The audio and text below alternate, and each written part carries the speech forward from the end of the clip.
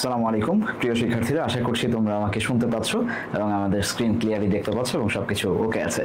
তোমাদেরকে আজকে ক্লাসে স্বাগত জানাচ্ছি। আমরা আমাদের অ্যাডমিশনের জার্নিতে এই ইউনিট মেডিকেল এবং ইঞ্জিনিয়ারিং ভার্সিটিগুলোর জন্য আমরা কিন্তু স্কুল অফ এক্সেলেন্সের পক্ষ থেকে ACS এসওই varsity medical and engineering বিশ্ববিদ্যালয়ের কোর্স লঞ্চ করেছি ইংরেজি। সেই কোর্সে আমরা তোমাদেরকে চেষ্টা করব যে আজকে কথা দিয়েছিলাম যে আমরা কিছু ক্লাস তোমাদেরকে দেওয়ার চেষ্টা করব যেগুলোতে প্রত্যেকটা ইউনিভার্সিটি ভিত্তিক, অর্থাৎ এই ইউনিটে সায়েন্স ইউনিটগুলোতে যে প্রশ্নগুলো হয় সেগুলো কেমন হয়, মেডিকেলের প্রশ্নগুলো কেমন হয় এবং ইঞ্জিনিয়ারিং ভার্সিটির প্রশ্নগুলো কেমন হয়। যারা ইংরেজিকে দাগাতে চাচ্ছ সায়েন্সের, তারা আসলে ইংরেজিকে কেন দাগাবা, ঠিক কোন কোন টপিকগুলোকে তুমি সিলেক্ট করবা নির্দিষ্ট বিশ্ববিদ্যালয়ের জন্য, সেটা বোঝার জন্য প্রশ্ন বিশ্লেষণ করাটা খুব জরুরি। প্রশ্ন বিশ্লেষণ এবং সমাধান, যেটা আমরা বলি অ্যানালাইসিস এন্ড সলভ। আচ্ছা, ওকে, সেইগুলোকে আমরা একটু দেখার চেষ্টা করবো যে ঠিক কোন কোন জায়গা থেকে প্রশ্নগুলো আসে। সেই ধারাবাহিকতায় আজকে আমরা প্রথম শুরু করছি ঢাকা ইউনিভার্সিটির 2024-25 অর্থাৎ লাস্ট যেই সালের প্রশ্ন পরীক্ষা হয়েছে সেটাকে আমরা একটু প্র্যাকটিস করার চেষ্টা করব, সমাধান দেখার চেষ্টা করব। তোমরা ঠিকঠাক বুঝছো কিনা সেটা আমাকে একটু জানাবে। আমাকে একটু প্রথমে জানাবে যে তোমরা আমাকে ক্লিয়ারলি শুনতে পাচ্ছ কিনা, সব কিছু ইজ এভরিথিং ওকে? আচ্ছা, আমি একটু তোমাদের কমেন্ট দেখার চেষ্টা করবো যে সব কিছু ঠিক আছে কিনা বা তোমরা এই মুহূর্তে ক্লিয়ারলি শুনতে পাচ্ছ কিনা। আচ্ছা, সব কিছু ওকে। আচ্ছা, ওকে। সো আমরা তোমরা যখন অ্যান্সার করবা প্রত্যেকটা জিনিসের, তোমরা অবশ্যই চেষ্টা করবা যে প্রথমে নাম্বারটা লিখে নিতে, তারপর অপশনগুলোর মধ্যে থেকে কোনটা হবে সেটা লিখে নিতে। আমরা যে কোনো প্রশ্ন সমাধানের আগে আমরা চেষ্টা করব ওই কোশ্চেনের সোর্স ধরার। এক নাম্বার হচ্ছে কোশ্চেনের সোর্স ধরার, যে ঠিক কোন জায়গা থেকে প্রশ্ন আসছে। তারপরে আমরা দেখবো যে কোশ্চেন কোন গ্রামার নাকি টপিক বা কি বলে এটাকে, যে টেক্সট বই, এই জায়গাগুলো থেকে আসছে কিনা সেটাকে ধরার চেষ্টা করবো। আরেকটা হচ্ছে যে আমরা সেটাকে ঠিক কীভাবে পড়বো বা ইউনিভার্সিটি ভিত্তিক সেটাকে কীভাবে আমরা ধরার চেষ্টা করবো সেটা আমরা একটু দেখার চেষ্টা করবো। সো প্রথম যে কোশ্চেনটা খেয়াল করো, প্রথমে বলছে I cannot be subservient to dash. Subservient, আচ্ছা আমি উত্তর বলে দিচ্ছি, সরি, ড্যাশ। তাহলে এই প্রশ্নটা প্রথমেই ওকে। আচ্ছা, এই প্রশ্নটা, আচ্ছা আপনাকে দেখা যায় না, আমাকে দেখা দরকার নাই, তোমরা বোর্ড ক্লিয়ারলি দেখতে পাচ্ছ কিনা সেটা হচ্ছে কথা। এই প্রশ্নটার সোর্সটা হচ্ছে চারটা অপশনকে যদি আমরা দেখি, যেটা প্রিপোজিশন থেকে আসছে। কোথা থেকে আসছে? প্রিপোজিশন। তাহলে আমরা প্রথমে একটু লিখলাম যে প্রিপোজিশন থেকে প্রশ্ন আসে। তোমরা যারা এই ইউনিট প্রিপারেশন নিবা, ঢাকা ইউনিভার্সিটির যারা ইউনিটকে টার্গেট করতেছো এবং ইংরেজি দাগাবা, তারা একটু কষ্ট করে এইটাকে একটু মার্ক করবা যে এই জায়গা থেকে প্রশ্ন আসে, প্রিপোজিশন থেকে প্রশ্ন আসে। আমরা একদম শেষে যে 15টা এমসিকিউ শেষ করার পরে যে মেলানোর চেষ্টা করবো যে ঠিক কোন কোন জায়গা থেকে প্রশ্ন এসেছে বা প্রশ্ন তোমাদের সাথে আমার সোর্স মিলতেছে কিনা সেটা একটু দেখার চেষ্টা করবো। ওকে, তাহলে প্রথমে আমরা যে প্রশ্নটা দেখতে পাই সেটা হচ্ছে প্রিপোজিশন থেকে আসছে। উত্তরটা সাবসার্ভিয়েন্ট শব্দটার পরে সাধারণত স্বভাবগতভাবে টু বসে, কারণ এটা হচ্ছে সাবঅর্ডিনেট টু, এরকম অর্থ প্রকাশ করে। সাবঅর্ডিনেট টু, সাবঅর্ডিনেট টু অর্থাৎ কারো অধীনে থাকা। কি অর্থে? অধীনে থাকা অর্থে প্রকাশ করে। সেই জায়গায় আমরা দেখবো সাবঅর্ডিনেট টু, সাবসার্ভিয়েন্ট টু একই অর্থে। তুমি কারো অধীনে থাকতে চাও না, কারো দ্বারা তুমি অত্যাচারিত হতে চাও না, পদদলিত হতে চাও না, কেউ তোমাকে দমায় রাখুক, এইটা তুমি চাও না। এই ধরনের প্রসঙ্গে আমরা দেখবো যে সাবসার্ভিয়েন্ট টু বসে। Okay, good, very good. প্রথমটা এক নাম্বার লিখে অ্যান্সার দেবা। Good, Moshiur, very good. আচ্ছা, পরে তাহলে কোশ্চেন সোর্স হচ্ছে প্রিপোজিশন। তাহলে আমরা যদি ঢাকা ইউনিভার্সিটির বিগত বছরের প্রশ্ন দেখি, প্রথমে আমরা প্রিপোজিশনকে পাইলাম। আর কি কি পাই এবং সেগুলি আমাদেরকে পড়া উচিত কিনা, আমরা টানা 5টা বছরের প্রশ্ন সমাধান করার চেষ্টা করব। অর্থাৎ আজকে 24-25 নিয়েছি, ইনশাল্লাহ আগামী 3-4 দিনেই আমরা একদম 20-21 সাল পর্যন্ত দেখবো যে কোন কোন প্রশ্নগুলো আসছে। আচ্ছা, number 2, by next month Srabani dash in the bank for 5 years। এই প্রশ্ন হইতে পারতো এইখানে ফরের নিচে ড্যাশ দিয়ে, যে 5 বছর ধরে টানা যখন কোনো কাজ করছে সেই ক্ষেত্রে সিন্স ফরের ব্যবহারের মধ্যে কোনটা বসবে, সিন্স নাকি ফর, সেটার একটা প্রশ্ন আসতে পারতো। আসে নাই, সমস্যা নাই। এখন আমাদেরকে বলছে শ্রাবণী 5 বছর কাজ করে ফেলবে। কোশ্চেন সোর্স থেকে আমরা বুঝতে পারছি চারটা যে অপশন, টেন্স থেকে প্রশ্ন করছে। কোন জায়গা থেকে প্রশ্ন আসছে? টেন্স থেকে। কিভাবে বুঝলাম?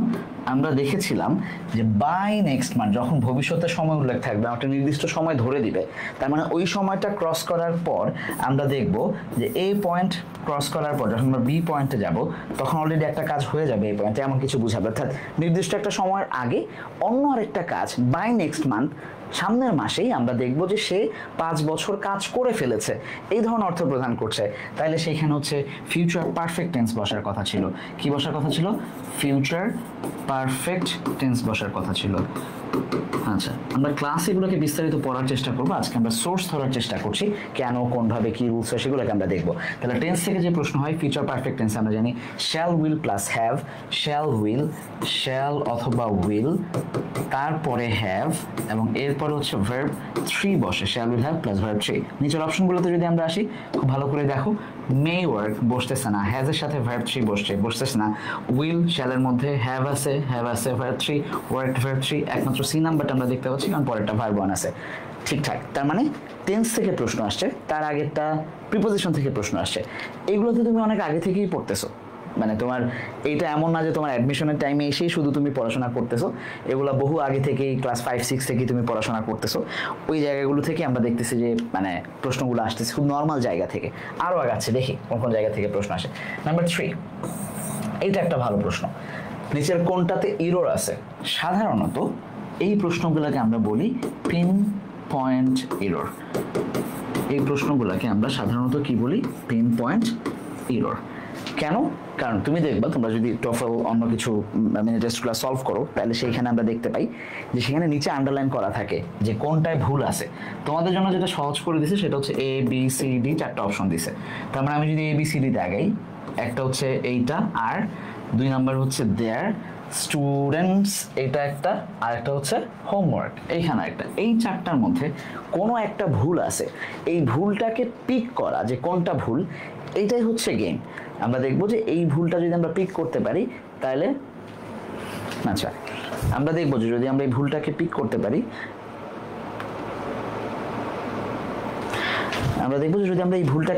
পারি, তাহলে আমাদের সঠিক উত্তরটা আমরা পেয়ে যাব।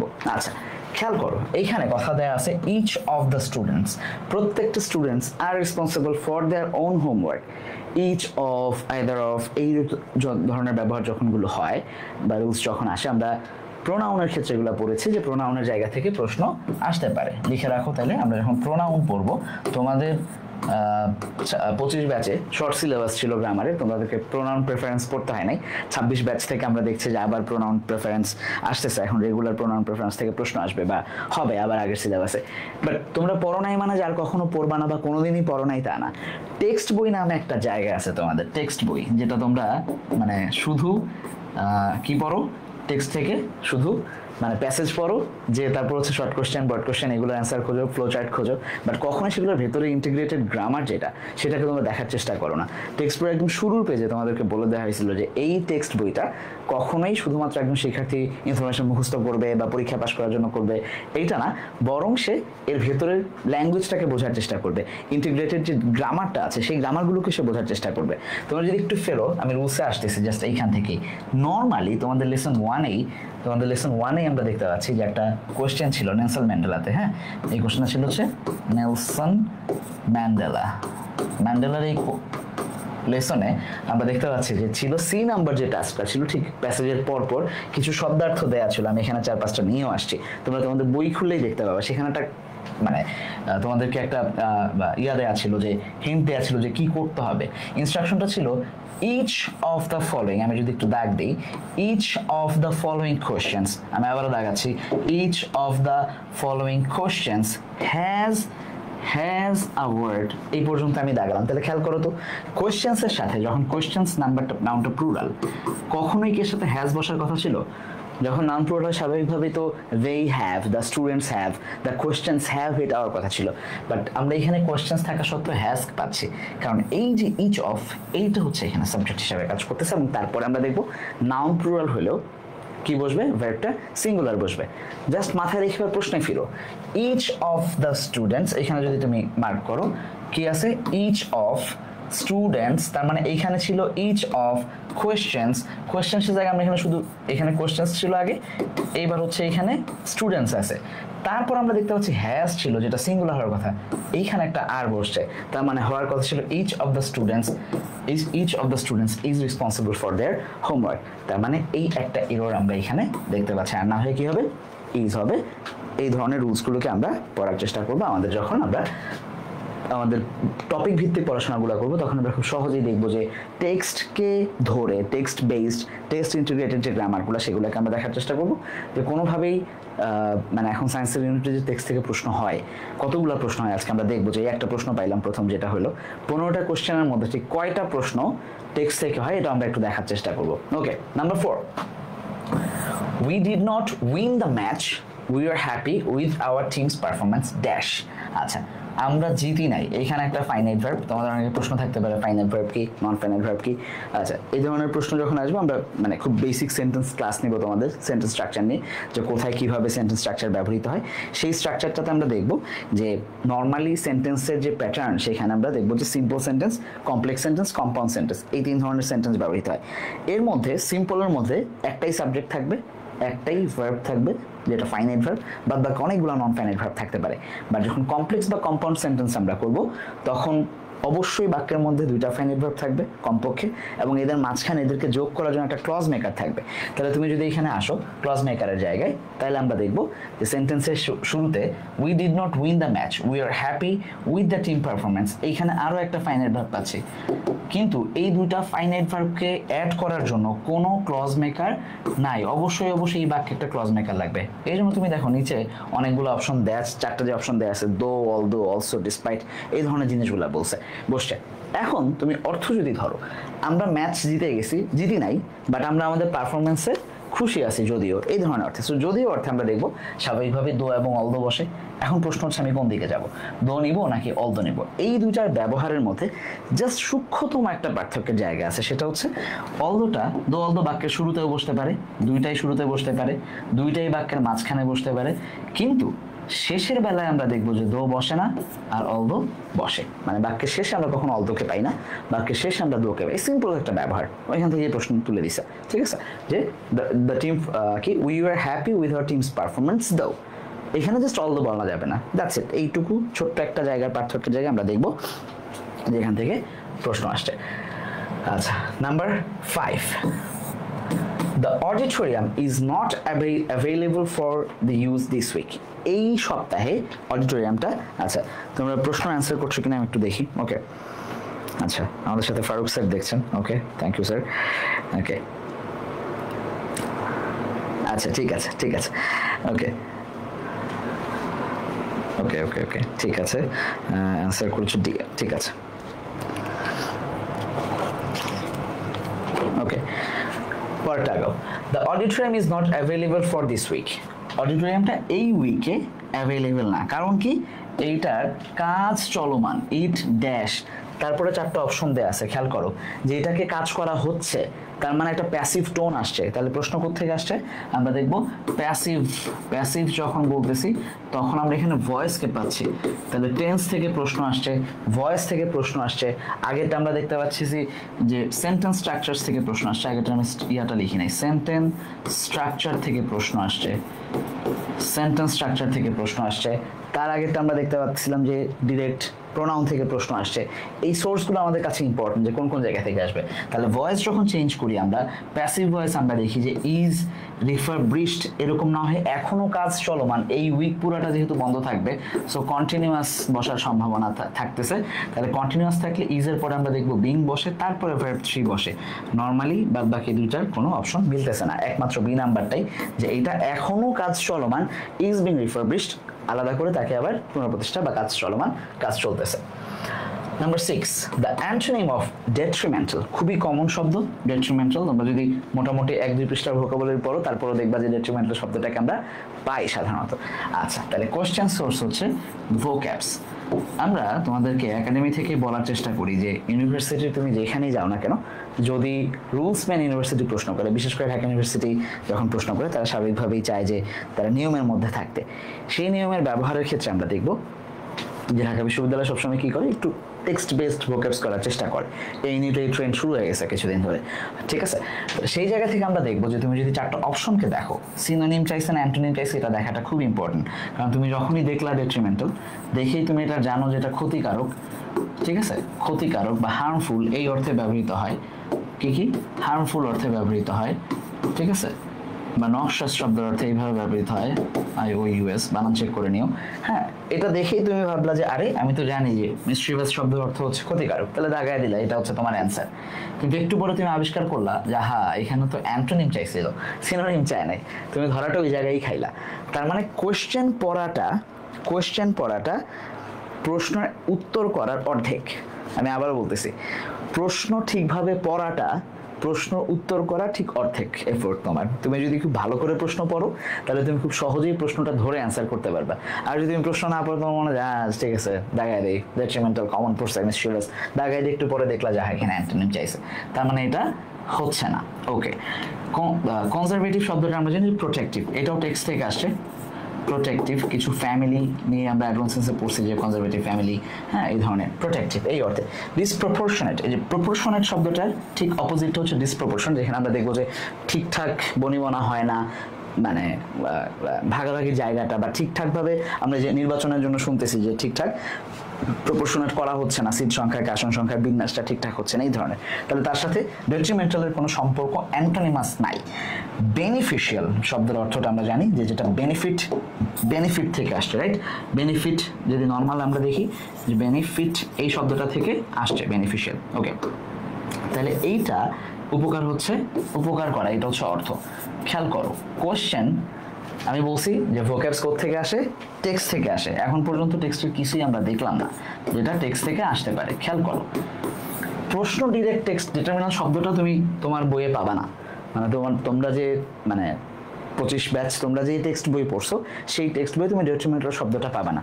কিন্তু তুমি এখানে কনজারভেটিভ পাবা, মিসচিভিয়াস নাই, বেনিফিশিয়াল শব্দটা পাবা। খেয়াল করো কোথায়, এই যে দেখো বেনিফিট বা বেনিফিশিয়াল এই অর্থটাকে আমরা পাচ্ছি কোন জায়গায়, এই যে দেখো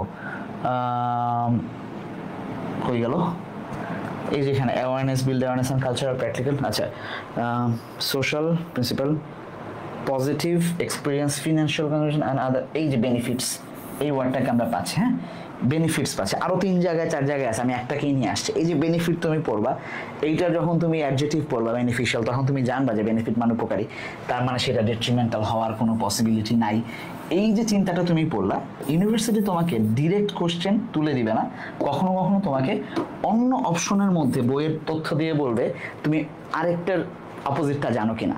তার মানে নট নেসেসারিলি যে বইয়ের অপশন ডিরেক্ট প্রশ্নে আসবে, থাকতে পারে বইয়ের ওয়ার্ড অপশনও থাকতে পারে। তোমাকে জাস্ট ওই জায়গাগুলোকে একটু ম্যাচ করতে হবে।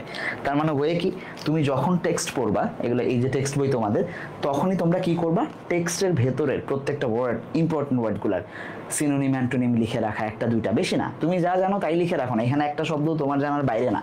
তোমাকে কেন আলাদা আলাদা করে শব্দ মুখস্থ করতে হবে? তুমি যা জানো সেটা কি মনে রাখো না আলাদা করে। তোমরা অনেক ভয় পাও, আমরা চেষ্টা করবো যে আমাদের পেইড ব্যাচে তোমাদেরকে রেগুলার প্রত্যেকদিন ছোট ছোট করে 5টা-10টা ভোক্যাবসের অ্যাক্টিভিটিস দিয়ে সায়েন্সের ইউনিটের বিগত বছরে যেই কোশ্চেনগুলো আসছিল, 2টা ওয়ে, একটা হচ্ছে বিগত বছরের প্রশ্ন পড়া, 2 নাম্বার হচ্ছে সিস্টেম বুঝে পড়া। আলাদা 2-1টা ক্লাস দিব আমরা।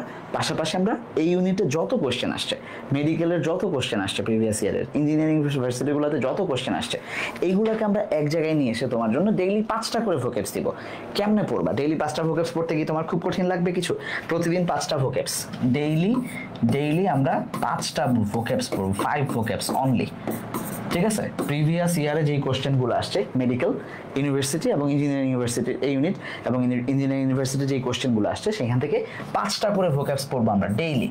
এই 5টা ভোক্যাবসকে আমাদের টার্গেট থাকবে যে ডেইলি মুখস্থ করা না, 3-4 বার, সর্বোচ্চ গেলে 5 বার আমরা দেখতে থাকবো প্রত্যেকদিন। জাস্ট দেখবো ডিসপ্রপোর্শনেট, মিসচিভিয়াস, কনজারভেটিভ, এগুলো অর্থগুলো দেখে যাবে একটার পর একটা।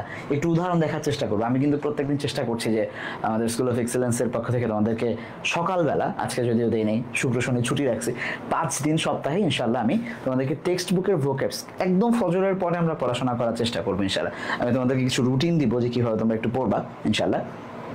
একদম ফজরের পরে তুমি পড়াশোনা শুরু করবা। ফজরের নামাজে একবার তুমি সেই ভোক্যাবসগুলো পড়বা, জোহরের নামাজের পরে একবার ভোক্যাবসগুলো পড়বা, মুখস্থ করবা না। আসর, মাগরিব, এশা, পড়ে যাবা। যারা নামাজ মানে অন্য ধর্মাবলম্বী থাকতে পারো, নামাজ না থাকতে পারে, নামাজের সাথে যারা অ্যাটাচ না তারা 6 বা 7 বার করে পড়ো, মানে ঘুম থেকে উঠে পড়বা, নাস্তা খাওয়ার সময় পড়বা, দুপুরে একটু গোসলের আগে পড়বা, দুপুরের লাঞ্চের পরে করবা, বিকালবেলা বাইরে বেরোয়ার আগে করবা, রাতে ডিনারের সময় আগে পড়বা এবং ঘুমানোর আগে পড়বা। তার মানে নামাজ পড়লে 5 বার পড়বা, নামাজ না থাকলে, নামাজের অভ্যাস না থাকলে কিংবা তুমি অন্য ধর্মাবলম্বী হলে 7 বার পড়বা। এইভাবে তোমরা ডেইলি যখন পড়তে থাকবা খুব স্বাভাবিকভাবেই যে কোনো ভোকেবস তোমাকে মনে রাখবে, তুমি ভুলে গেলেও। এটাই বাস্তব, ঠিক আছে? সো আমরা চেষ্টা করবো যে ওই অভ্যাসগুলো গড়ে তোলা। আমি তোমাদের কিছু ভিডিও দেওয়ার চেষ্টা করবো। তার মানে এই প্রশ্নটা আসছে ভোক্যাবস থেকে, কিন্তু আমরা এটাকে টেক্সটে পেয়েছি। চলে যাও পরেরটা, হুইচ ওয়ান ইজ কারেক্ট। এই প্রশ্নটা আমরা দেখবো। I am to blame, 4টা অপশন দেয়া আছে। একটা হচ্ছে I am to blame, it is I to blame, sorry I is to blame, okay, it is me who is to blame, it is me who am to blame। আচ্ছা, পার্থক্যের জায়গাগুলো আমরা find out করলাম। প্রশ্ন আসছে বারবার, এই যে am, is, who, how এগুলো দেখে বুঝতেছি প্রোনাউন থেকে প্রশ্ন আসছে। তার মানে প্রোনাউন থেকে 2টা কোশ্চেন আমরা অলরেডি পাইলাম। হ্যাঁ, গত বছর প্রোনাউন থেকে তার মানে 2টা কোশ্চেন আসছে, একটা আমরা প্রথমেই পড়লাম, এখন আবার আরেকটা পাচ্ছি। আচ্ছা, তাহলে খেয়াল করো, আই এম, আমি শেষ থেকে আসি। ইট ইজ, আমরা জানি বি ভার্বের পরে সাবজেক্টিভ ফর্ম বসে, ইট ইজ আই বসার কথা ছিল, হু এম টু ব্লেম। আবার আই এর সাথে অ্যান্টিসিডেন্ট অনুযায়ী এইখানে এমই বসবে, এটাও নিয়ম। তাহলে 2টা নিয়ম অলরেডি চলে আসছে যে রিলেটিভ প্রোনাউনের আগে যে অ্যান্টিসিডেন্ট বসে সেইটা অনুযায়ী ভার্ব বসে, তাহলে অ্যান্টিসিডেন্ট অনুযায়ী আই এম বসছে, সেটা ঠিক আছে, বাট আই বসে নাই। আচ্ছা, 2টাতেই আমরা দেখতে পাচ্ছি একই জিনিস, আর ইজ এখানে বসবে না, সেটাও ভুল। আই ইজ টু ব্লেম, কখনোই I is to, be verb plus to বসতে পারে, কিন্তু কখনোই আই এর পরে ইজ বসে না, সেটা আউট। তাহলে I am to blame for this lapses, আমারই দোষ স্বীকার করে নিছে সে, এটা হচ্ছে সঠিক বাক্য। ক্লিয়ার? তোমরা যারা রাইট অ্যান্সার দিতে চাও 7C, ভেরি গুড। আচ্ছা, ভুল করছেন, যেই দিয়েছেন 7C, ঠিক আছে। আচ্ছা, মশহুর 7A হবে। হ্যাঁ, ইট ইজ আই হয়, নট ইট ইজ মি। আমরা যদিও বলি আমাদের ইনফর্মাল ল্যাঙ্গুয়েজ আমরা প্রায় বলি ইটস মি, মুভিতেও তোমরা ডায়লগ শুনবা যে it's him, it's me, it's her, but actually be ভার্বের পর আমরা সাবজেক্ট ব্যবহার করব। যখন আমরা প্রোনাউন ক্লাসটা করব ইনশাল্লাহ, সেই ক্লাসে আমরা বিস্তারিত আলোচনা করব যে এই ইউনিট, মেডিকেল, ইঞ্জিনিয়ারিং, ইউনিভার্সিটির কোন কোন জায়গায় প্রিপোজিশনের কোশ্চেন আসছে সেগুলোকে আমরা সলভ করার চেষ্টা করব। যেই কয়টা টপিক থেকে প্রশ্ন আসে, মানে একটা গ্রামারের টপিকে তো অনেক রুলস থাকে, সবগুলোকে আমরা পড়বো না, ঠিক যেই কয়টা আমাদের দরকার সেই কয়টাকে আমরা পড়ার চেষ্টা করবো এবং ওই কয়টাকে আমরা সামনে নিয়ে আসবো ইনশাল্লাহ। চলো, নাম্বার 8, খুবই ট্রিকি একটা কোশ্চেন। নাম্বার 8 আমরা দেখবো যে খুবই ট্রিকি একটা question. It is the man, এইটাও প্রোনাউন থেকে আসছে। ওয়াও, 4টা অপশনে দেখতে পাচ্ছ যেটা প্রোনাউন থেকে আসছে। 3টা কোশ্চেন আমরা পেয়ে গেলাম প্রোনাউন থেকে। Wow, that is the man. তাহলে খেয়াল করো, আমরা প্রোনাউন হু এবং হুমের ব্যবহার যখন আমরা করি, হু এবং হুম যখন আমরা পড়ি, তখন আমরা কি কাউন্ট করি? সাধারণত আমরা যতটুকু জানি সেটা হচ্ছে, যদি সাবজেক্ট আর ভার্ব সমান সমান থাকে, সাবজেক্ট ইকুয়ালস ভার্ব, তাহলে আমরা দেখব কি বসে? হুম বসে, যদি সাবজেক্ট আর ভার্ব সমান সমান থাকে। আর যদি সাবজেক্ট নট ইকুয়াল ভার্ব থাকে, তাহলে আমরা দেখবো সেখানে একটা সাবজেক্ট বসানোর জন্য আমরা সাধারণত হু বসাই। তাহলে আসলে প্রথমে এটা মিলাই বাক্যে, যে দ্যাট ইজ, তাহলে এখানে একটা ইজ আছে যেহেতু, তাহলে এটা একটা ফাইনাইট ভার্ব, তাহলে দ্যাট এর সাথে ফাইনাইট ভার্ব মিলে গেছে। আই একটা সাবজেক্ট, স্পোক একটা ভার্ব, তাহলে সাবজেক্ট আর ভার্ব মিলে গেছে। তাহলে এখানে নর্মালি হুম বসবে, রাইট? এটুকু ফর শিওর যে হুম বসতেছে। আচ্ছা, অপশনে হুম আছে, দিলাম ব্যাক। হুইচ আর হুজ বসে না, ঝামেলাটা বাজাইছে, আরো একটা হু দিছে, তার আগে একটা টু দিছে, এটা না দিলে আমার উত্তর হয়ে গেছিল হু। এখন আমি কই যাব? আচ্ছা, এখন আমি কই যাব কোথায়? সেটা হচ্ছে, তুমি যদি বাক্যটাকে দেখো যে স্পোকের পরে সাধারণত টু বসে, আই স্পোক টু হিম, তাহলে it is he to whom I spoke to. তোমরা অনেকেই একজন নর্মাল, আজকে খুব একটা রুলস পড়াবো না, কারণ রুলস পড়ানোর ক্লাস না, আজকে প্রশ্ন ধরে দেওয়ার ক্লাস, ঠিক আছে? তুমি এবার এই নিয়ম যে পড়বা, এটাই হচ্ছে নিয়ম, বা কোনো একদিন আমি এটা নিয়ে আলাদা একটা ক্লাস নিব। সো প্রশ্ন বিশ্লেষণের ক্লাসটা কখনোই প্রশ্ন ধরে ব্যাখ্যা করার ক্লাস না, এটা করবা না কখনো। জাস্ট হুম থেকে প্রশ্ন আসছে, এবার তুমি যদি বুঝো তার মানে তুমি ভালো পারো, না বুঝলে তোমার ঝামেলা আছে, এটা বোঝা নিয়ে তুমি আরেকবার পড়বা, এটাই হচ্ছে প্রশ্ন বিশ্লেষণের ক্লাস।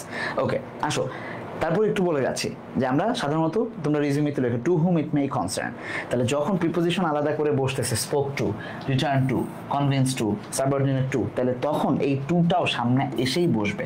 ব্যাখ্যা আমরা ক্লাসে করবো ইনশাল্লাহ। ম্যাজিক দেখো, এই কোশ্চেনটা তোমাদের টেক্সট বই আছে, তোমাদের টেক্সট পড়ো না। এই যে দেখো ম্যান্ডেলার যে গল্পটা, ইট ওয়াজ ম্যান্ডেলা, একই জিনিস না? that is the man, তাহলে it was Mandela, the man এর জায়গায় it turned কই ই টার্ন, এখানে আই স্পোক টু, একটা সাবজেক্ট একটা ভার্ব, একটা সাবজেক্ট একটা ভার্ব। এরপরে দেখো এই যে টার্ন টু বসে, যে টার্নের সাথে যে টু বসে সবসময় রেগুলারলি, এই টার্ন টুটা এখানে চলে আসছে, খেয়াল করছো? টার্নের সাথে যে টু বসে, এই টুটা এখানে না বসে টু হুমের মধ্যে চলে আসছে। তাহলে এবার বলো তোমার অ্যান্সার কি হবে? নিশ্চয়ই এখানেও টু হুমই থাকার কথা, এইখানেও টু হুম থাকার কথা, to whom I spoke about. যদি এখানে টু থাকতো তাহলে এখানে আমরা টু দিতাম না, ঠিক আছে? যেহেতু এখানে টু নাই, সো আমাকে এখানে টু দিতে হবে। বি নাম্বারটা হচ্ছে আমাদের অ্যান্সার, তোমার সি এই নাম্বারটা হলো না। সো এই ধরনের ট্রিকি জায়গাগুলো আমাদেরকে খুব ভালো করে খেয়াল করতে হবে, যে আমি ভার্ব কাউন্ট করছি, সাবজেক্ট কাউন্ট করছি, হুম বসার কথা, হুম দেখছি দাগাই দিছি, কিন্তু বাক্যের ভেতরে তাকায় দেখলাম যে আবার একটা টু প্লাস হুম আসছে। কেন আসছে? ব্যাখ্যা হচ্ছে এটা। এখন তুমি এটা কই পাবা পৃথিবীতে? তোমার বইয়েই ছিল, তুমি পড়ো নাই কোনোদিন। এই যে নেলসন ম্যান্ডেলার গল্পেই ছিল, নেলসন ম্যান্ডেলার গল্পে এফ নাম্বারে এটা খুব সুন্দর করে বলা ছিল। এফ নাম্বার অ্যাক্টিভিটিস, বইয়ে যাও, বিশ্বাস না হয় আমি ওগুলো বানায় দেখতেছি কিনা, হ্যাঁ বইয়ে গেলেই দেখবা যে খুব সুন্দর করে এটা দেওয়া ছিল, কিন্তু আমরা কখনোই এটাকে পড়ি নাই, পড়ার চেষ্টাই করি না। আমরা মনে করছি হ্যাঁ ঠিক আছে পড়বো না কোনো একদিন, টেক্সট কি আর এত পড়া লাগে? অ্যাডমিশনে টেক্সটই পড়া লাগে, ঠিক আছে? আচ্ছা নাম্বার 9, চলো নাম্বার 9-এ meditation dash anxiety and dash state of calmness. আচ্ছা মেডিটেশন একটা সাবজেক্ট, এটা একটা সিঙ্গুলার সাবজেক্ট, এটার পরে ভার্বটাও সিঙ্গুলার বসবে সাবজেক্ট ভার্ব এগ্রিমেন্ট অনুযায়ী। আমরা জানি যে সাবজেক্ট ভার্ব এগ্রিমেন্টের রুলস, এটা থেকে প্রশ্ন যদি এসেও থাকে। এখন তুমি আসো ভালো করে খেয়াল করো, মজার ব্যাপারটা দেখো, এই প্রশ্নটা খুব ইম্পর্টেন্ট, খুব খুব খুব ইম্পর্টেন্ট।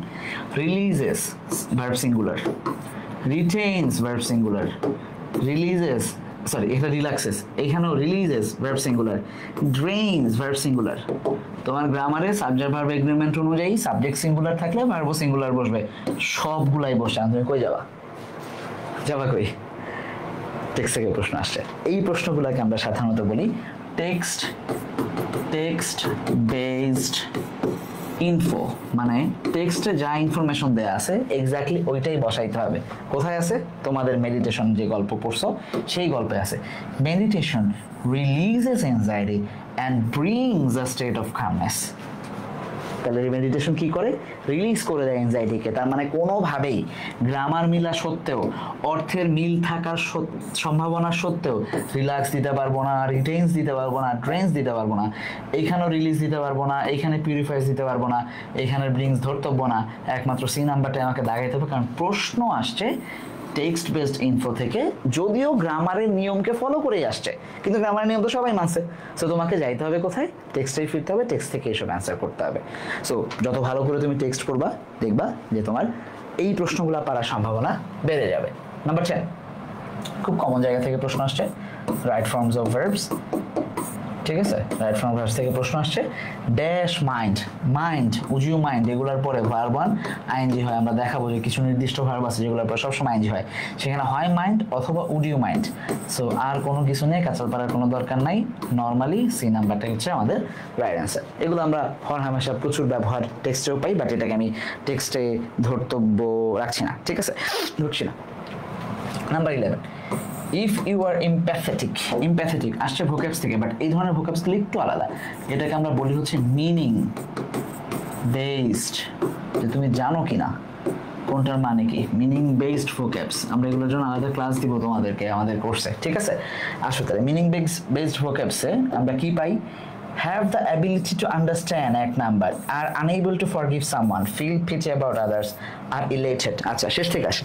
elated শব্দটা হচ্ছে being proud of, কারো ব্যাপারে খুবই প্রাউড ফিল করা, ঠিক আছে, প্রাউড অফ। আচ্ছা pity, কারো ব্যাপারে খুবই pity ফিল করা। unable to forgive some, আচ্ছা সহানুভূতি দেখানো কারোর প্রতি, সেটা আলাদা। আর আনএবল হওয়া, কাউকে ফরগিভ না করতে পারে, এটা হচ্ছে আনফরগিভিং। কারো যদি চরিত্র থাকে যে খুবই আনফরগিভিং হয়, তাইলে আমরা সেটাকে হচ্ছে আনফরগিভিং দেখ, মানে ফরগেটফুল না, সে ফরগিভিং না, সেটা বলার চেষ্টা করি। একমাত্র আমরা দেখবো ডিরেক্ট ইমপ্যাথেটিক শব্দটাকে তুমি যদি ডিকশনারিতে সার্চ করো মিনিং বেসড, তখন তুমি দেখবা তোমাকে বলা হবে have the ability to understand and feelings of other. তুমি অন্যের ব্যাপারে বুঝবা, এই ধরনের জায়গা তোমার তৈরি হবে। এই ধরনের কোশ্চেনগুলো কোত্থেকে আসে? এই ধরনের কোশ্চেনগুলো দেখবা যে তুমি পড়তে পড়তে আমরা তোমাদেরকে যে ভোকেবসগুলো দিব, ডেইলি ভোকেবস, সেগুলোতে এই ধরনের ওয়ার্ডগুলো চলে আসবে। ডেইলি ভোকেবস আমরা এই অ্যাক্টিভিটিসগুলাই রাখবো, টানা 2 মাস আমরা তোমাদেরকে এইসব ভোকেবস দেওয়ার চেষ্টা করবো, যেখানে আমরা প্রিভিয়াস ইয়ারের কোশ্চেনগুলোকে ধরবো এবং অন্যান্য জিনিসগুলোকে আমরা দেখার চেষ্টা করবো। Number 12, an entomologist, what is the meaning of an? এখন এইটা যারা মেডিকেলের প্রিপারেশন নিচ্ছ তাদের জন্য হয়তো খুব ইজি, বায়োলজিতে পড়ছো তোমরা, হ্যাঁ, অন্যদের জন্য একটু কঠিন হইতে পারে। আচ্ছা, এইটা আসছে মূলত ওয়ান ওয়ার্ড সাবস্টিটিউশন বলি আমরা এটাকে, হ্যাঁ, ওয়ান ওয়ার্ড সাবস্টিটিউশন, সাবস্টিটিউট করা কোনো ওয়ার্ড আরেকটা ওয়ার্ড দিয়ে, পুরাটার মিনিং যা বোঝায়। আচ্ছা, এটমোলজিস্ট মানে হচ্ছে পোকামাকড় নিয়ে কাজ করে যারা, হ্যাঁ, সিম্পলি আমি যদি তোমাদেরকে বুঝাই, পতঙ্গ নিয়ে কাজ করে যিনি, তার মানে হু স্টাডিজ ইনসেক্টস, ইনসেক্টস নিয়ে যে পড়াশোনা করে, রাইট, এটা হচ্ছে অ্যান্সার। আচ্ছা, বাদ বাকিগুলো আমরা একটু দেখি। যিনি এনভায়রনমেন্ট নিয়ে কাজ করেন তাকে আমরা কি বলি? এনভায়রনমেন্টালিস্ট।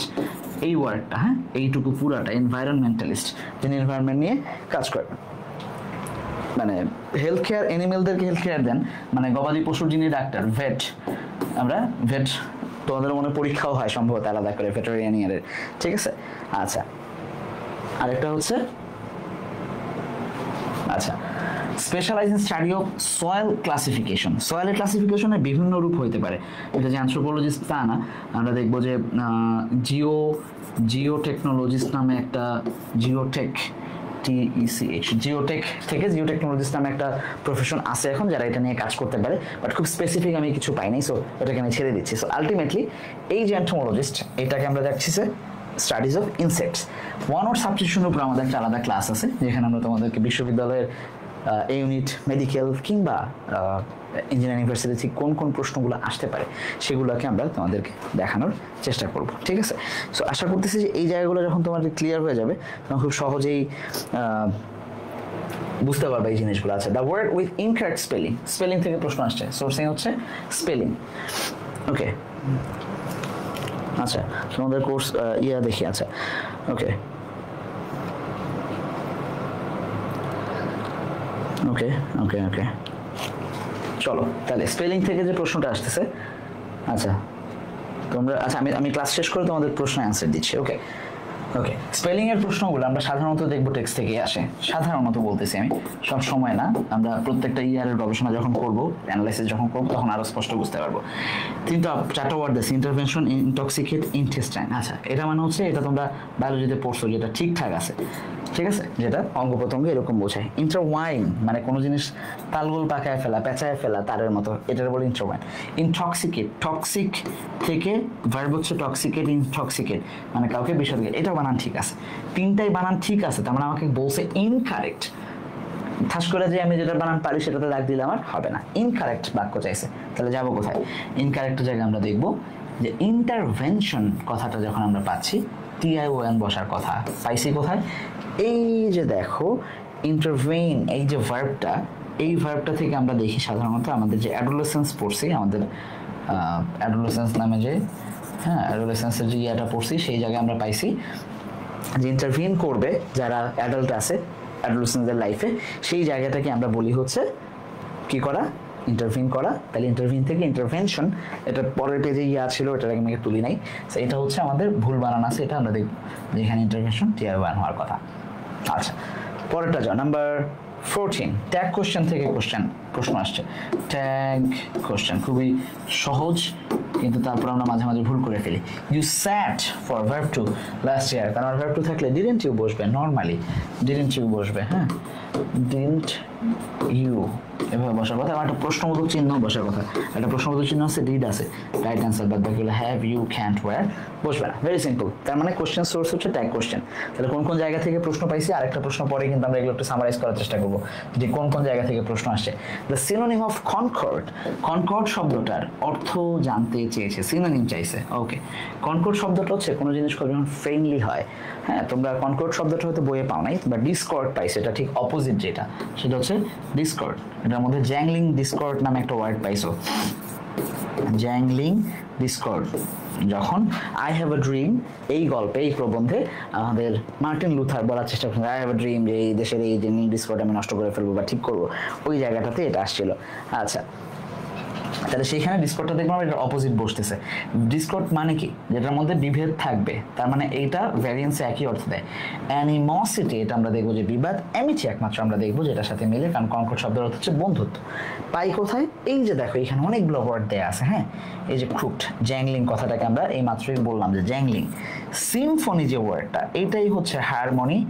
সিম্ফনির যে তুমি সিনোনিম দাগাবা, দুইটা সিনোনিম দাগালেও তুমি এটা পাবা, হারমোনি এবং হচ্ছে কনকর্ড। এটা খুব অনায়াসে তোমার চলে আসবে। আমরা যখন আমাদের ব্যাচে যখন আমরা টেক্সট ক্লাসগুলো করাবো, আমি এবং হাসান আমরা দুজনেই যখন ইনশাআল্লাহ চেষ্টা করবো তোমাদেরকে এগুলো পড়ানোর, খুব স্বাভাবিকভাবে আমরা এই জিনিসগুলোর প্রত্যেকটার আলাদা আলাদা, এই যে টুইস্টেড কথাটা এখানে আসতে পারে, হ্যাঁ, টুইস্টেড কোথায়, আগে একটা কোথায় যেন ছিল টুইস্টার, এই যে ইন্টারওয়াইন, এই জায়গায় টুইস্টার আসতে পারে, ঠিক আছে। এই জিনিসগুলো কিন্তু আমরা পড়ার চেষ্টা করব, ওকে, ভোক্যাবস হিসাবে। সো এই ছিল আমাদের যে 15টা কোশ্চেন। এবার আমরা একটু তোমাদের সাথে মিলাই যে অ্যাকচুয়ালি কয়টা পাইছি আমরা ভোক্যাবস, প্রোনাউন, এগুলো থেকে মোটামুটি 2-3টা করে প্রশ্ন আসছে। প্রোনাউনে যদি আমি 3টা পাইছি, একটা আমি বেসিক সেন্টেন্স স্ট্রাকচারসে ছেড়ে দিছি টেক্সট বেসড ইনফোর জায়গায়।